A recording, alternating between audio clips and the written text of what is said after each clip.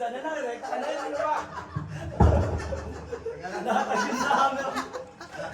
Nakatagin sa hammer.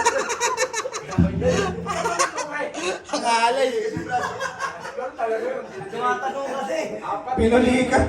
Apat yun eh. Ano pa yun eh. Hindi kasi braso ko sa gitna.